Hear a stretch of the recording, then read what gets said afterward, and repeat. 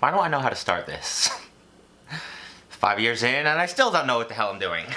What is going on, peeps, and welcome back to the channel for season 5, apparently.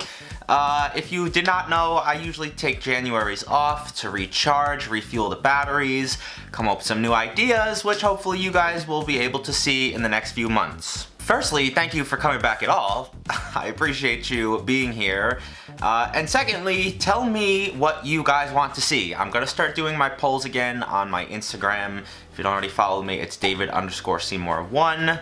But down in the comments even, just let me know what you'd like to see most this year. As for today, though, we always have to start big whenever I take these long breaks. I've done the 8 desserts in one pan. Last year I did the timpano for my comeback, so this year I need something even bigger. And I feel like it's only right to start with Buzzfeed each year, so let me hop over to the channel. Let's see what some of their most popular stuff is. And I think it's decided. The 30-pound double cheeseburger made by Alvin. I've been eyeing this one. I've been scared to do it, but no more. We're tackling it today. So guys, you know how this works. I gather up the ingredients. I do my best to exactly match the video at hand, except for the nasty tomatoes because I'm not disgusting. But besides the tomatoes, I grabbed a lot of ground beef. Just over 12 pounds to be exact. In the video, Alvin uses 14, but I don't think I'm gonna need that much. Some butter, lettuce, and onion powder, smoked paprika and garlic powder, some active dry yeast and flour, American cheese and eggs, sharp cheddar cheese, Dijon mustard, ketchup, kosher salt, black pepper, mayonnaise, lots of butter, some whole milk, sugar, and pickle juice.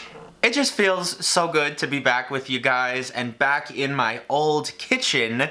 I will show you in a future video, but we have redone our old school kitchen that I started these videos in.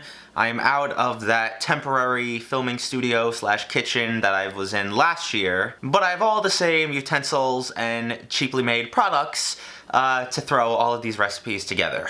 And obviously I am starting with my dough in the good old stand mixer.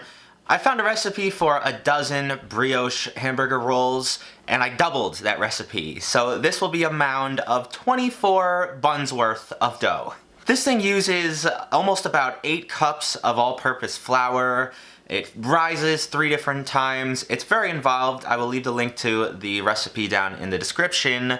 But mine ended up looking pretty good, besides the fact that when I formed my foil pan, I forgot to put parchment paper down. In typical David fashion, I forgot something very important, and then almost ruined it in trying to correct that mistake. By the end of the 3rd rise, though, we have to brush this thing with an egg wash, and then bake it in a 350-degree oven for God knows how long. Because no recipe on the planet was anticipating you to do something as dumb as this. Once I thought it was cooked through and the top had a nice dark golden brown color, I took it out and let it cool completely before unraveling the foil, chopping this baby in half, and then toasting it in the broiler. If you've ever watched Bon Appetit's video of their smash burgers, you would know that Carla was actually the manager of the first ever Shake Shack, and she always says the #1 rule is to not burn the buns. Well,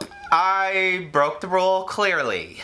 I swear I only turned my back on this thing for like a minute and a half, and it was black. So I did one of those old like toast scratcheroos, if you've ever done that with like a butter knife. And I think I salvaged them. Also, I'm not making that bread again. It took way too long. Next up though, we have to make our giant cheese slices with, I believe, 4 or 5 pounds of both American and cheddar cheese. This isn't quite as much as Alvin said he used, but his cheese slices were so incredibly thick that it just didn't look proportionate. So I'm trying really hard to make this look normal, just like, you know, magnify times 10. We first have to unwrap 300 cheese packets. You guys know I am not a fan of American cheese.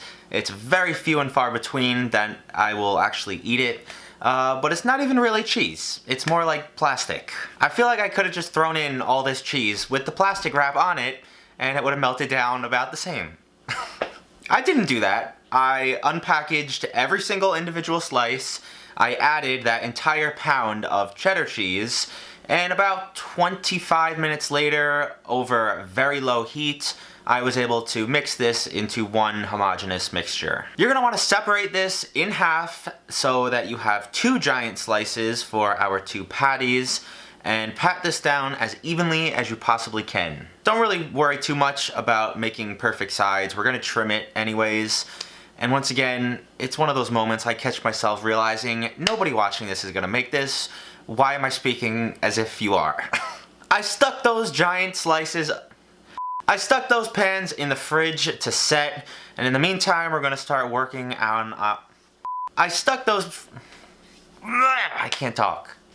pans in the fridge to set, and in the meantime, we are gonna begin working on our patties. Let me remind you, we have 12 pounds of ground beef in total, although I am morbidly curious as to how many different cows are involved in this. This is so disgusting. I don't script my videos, if you couldn't tell already. I just kind of speak. And sometimes, not the best idea. We're gonna wanna season with some salt, some pepper, garlic and onion powder, as well as smoked paprika. Now typically you don't wanna put salt in the actual meat mix. You wanna add it on top right before you cook it. But Alvin did not do that, so I'm going to copy him today. I first baked my patty at about 350 degrees, just so it can cook through for a few minutes before broiling it on both sides so we get that Maillard reaction happening and get a little bit of a crisp. I repeated that entire process for my second patty. Yes, that was only half of the meat mixture.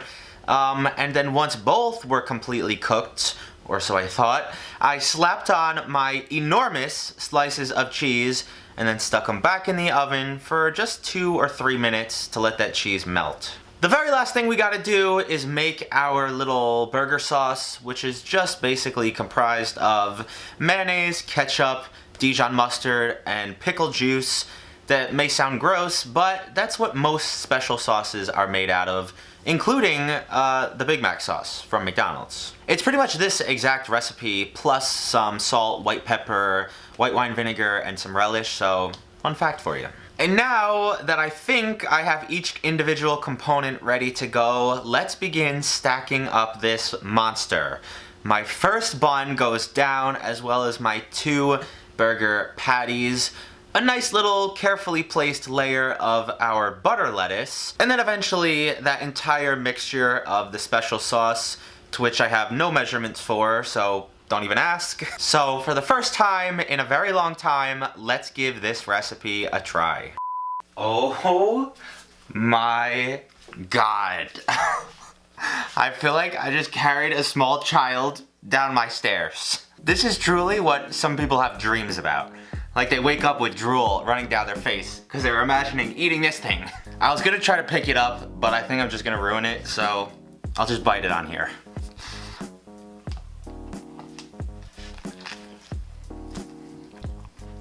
Oh my god, I'm sweating just holding this shit.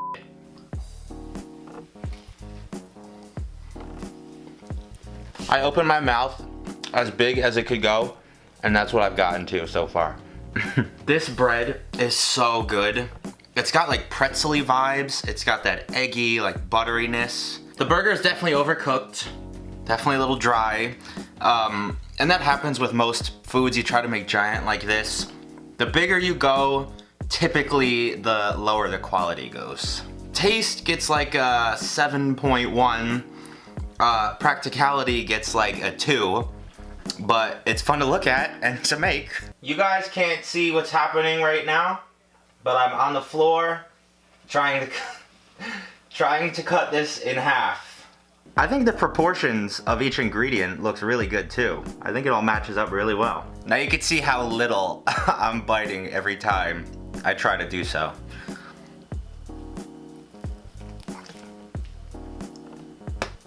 Nothing. I finally just got the sauce, and that's really good too.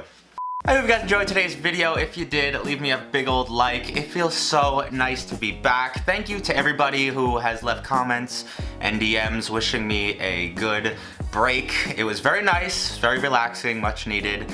But we are back and going full force. If you do not follow me on Instagram and Twitter already, I'll leave the links in the description for you. Other than that, have a fantastic weekend.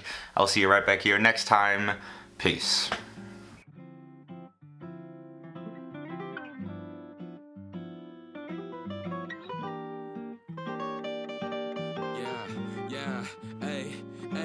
With the M without the AD. Flipping burgers and my money super lazy.